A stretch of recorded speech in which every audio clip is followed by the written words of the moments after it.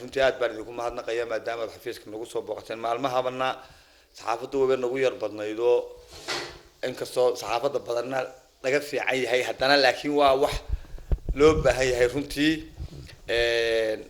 bal waxaan ka hadli doonaa sanadkan iyo ku talagalka iyaga hadii la hayra sanadkan ku talagalku waxa weeye inaanu runtii bal horta aad ula dagaalano bahalka loolan jiray cheating-kaasaan rabnaa inaanu aad ula dagaalano sanadkan qorshaha koowaad ee horta waxa noo oo xataa maanta ka shirayna halkan wasiirkii iyo agaasimaha guud iyo aqoon-yahano fara badan oo isku yeedhnay marka waxa weeye because waxaanu rabnaa runtii dhaqankii ay Soomaaliland lahaan jirtay baad moodeen meesha ka yar baxayo Soomaaliland ay aqoon bay wax ku meel mari jirtay ardaydeenu marka ardaygeena hadduu isku halayntii aqoonta ku bedesho isku halayn tiknoolajiyadeed waa yar ceeb iyo fadeexad runtii marka waxaan jecel lahay inaynu ardayda ku baraarujino inay sanadkan maanta inta badan ardaydu isku haleeyaan naftooda yani iyo aqoontooda waalidkana waxaanu ka codsanaynaa inaan marka sida awgeed sanadkan waxaanu aad iyo aad culays u saaraynaa waliba xeerar badanna waanu soo saaraynaa oo khuseeya cid kasta oo imtixaanka ku lug leh aniga laga bilaabo ilaa inanka ilaalinaya xeer qabanaya qofku markuu qalad galo oo misalna macallinkii marka lagu arko hadduu macallinkii caruurtii wax aan xaq ugu lahayn weydiiyo inuu xeer qabanayo haddii supervisorkii aw si gaar ah dadka kalaasyadii ugu kala eexdo inuu xeer qabanayaa jiro in waxaasoo dhan aanu sanadkan haduu ilaahay samayno ayaan rabaa marka waxaan jecel sanadka inaan baahiyo imtixaankoonu dib u dhignay inaad aad maadaama raadiyaha meel walba laga dhageysto dadkan TV-ga haysan ee dayartiina runtii maqli karaan waxaan jecel horta inaan dadweynaha iyo ardayda meel kasta oo joogaan aan gaarsiiyo sanadkan imtixaanka waqtigiisii hore dib baa looga yar dhigay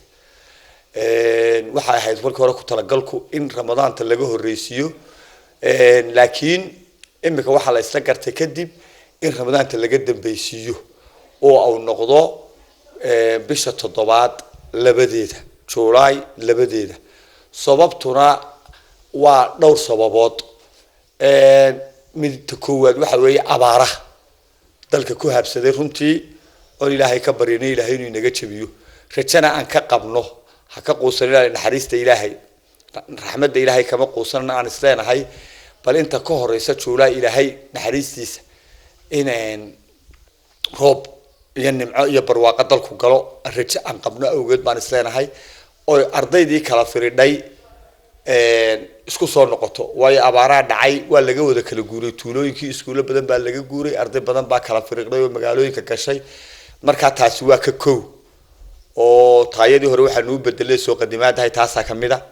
waxa kale oo kamida manhajka inagu cusba sanadkan manhaj cusub wasaaraddu soo saartay oo kuwan ay ku qoran tahay heema bookskii aynu soo saarnay ay wasaaraddu iska leedahay ardayda laga iibinayay kuwaasina meelaha qaar way ka yar raageen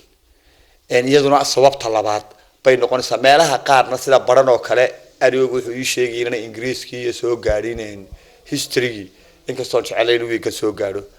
waa kamid waxa kale oo jira meelo yar oo kale iyadana qubux yar ka jirtay oo isjeedjeed ka jiro ardaydii iskuuladii ayna iskugu iman oo kala yar xero kala yar samaysteen iyaguna meel caynkaas ayaduna yar jirto iyadana tixgelinteeda siinay ceelaf weyn bay ahayd runtii oo iyadana afilayo in wixii markay iska dhamaadeen gabagaba yihiin laakiin ardaydii oo toos iskugu soo wada noqon malaha iskuulkii badidoodii iyo wax iyagana chance baan siinay inay wixiina isku wada yimaadaan wixiina laga wada jeedo hadhow ardayda la meel baa imtixaankii laga wada qaadayaa inaan iyadana sida oo waliba iyada toogu sahlana maynara laakiin culayska ugu weyn uu yahay abaaraha iyo runtii manhajkii annagoo ka eegayna waxaan jecel lahay xeerka Soomaaliland uu yaala waxa weeye xuduudahoo dhan inuu imtixaanku wada gaaro waa ogtiino from Sayla ilaa Buraan imtixaanku mar buu ka wada dhacaa saacad buu ka wada dhacaa maalin buu ka wada dhacaa marka inay ardaydu isku wada xuquuq noqoto wax laga yaabo qolada Hargeysa joogta Boorama joogta inay iyagu abaarta inkastoo ay dareemayaan laakiin sida kuwaas u dareemayaan in halkan looga dareemeyn marka waxaan rabnaa in labada arday isku imtixaan iyo xuquuq noqdaan taasi waa taasoo dib baan u dhigno dadweynaha iyo ardayda waa gaarsiinayna waxa kale oo gaarsiinayna sanadkan imtixaanka waxa lagu qaadiyo awal imtixaanaadka waxa lagu qaadi jiray marka isdiyaadka la qaadiyo imtixaanka waxa laga soo diyaarin jiray fasalka shanaad ka lixaad ka toddobaad iyo afarta fasal ba ardayda waa lagu imtixaami jiray sanadka waxa lagu imtixaamayaa anagoo manhajka cusub awgii u yeelayna fasalka sideedaad oo kaliya ayaa lagu imtixaamaya taana waxaan jecelahay inaan meel walba gaarsiino ardaygu culayska saaro oo kaliya حتى أرضك أبارته هاي ستة مركا عليس كوا صاري كرا بو كلية مدام فصل كستيدو كلية تهلك أو بوك بدن ريفرجرين لها كان السلاسانة إذا ما يننا فورم 4 كرا وحلقوا قاعد يشري فورم 1 يا فورم 2 يا فورم 3 يا فورم 4 وميدول ببرسنتج كارا لقوا قاعد يشري يعني سكنا أرضي تولويك يوك مقالويك وحنا يجنو شيء جنا يعيد ولا يخصي سبعة isagana fasalka afraad un ba sanadkan lagu qaadiyo imtixaanka arintaasi waa arin sanadkanuna ma arin sii socon doonto waa arin loogu talagalay loogu talagalay un ardayda foorada iyo eerarka sanadka bas iyaduna marka waxa weeyi horta labada arimoodba waan faafinaya anu ka gudoomiye ahaan waxa kale oo faafinaya sanadkan arday runtii uga digay mar haday sila tahay adkayntiina waa adkaanaysaa imtixaanka iska baabiintiisu waa adkaanaysaa xeerar baana ka soo bixi doona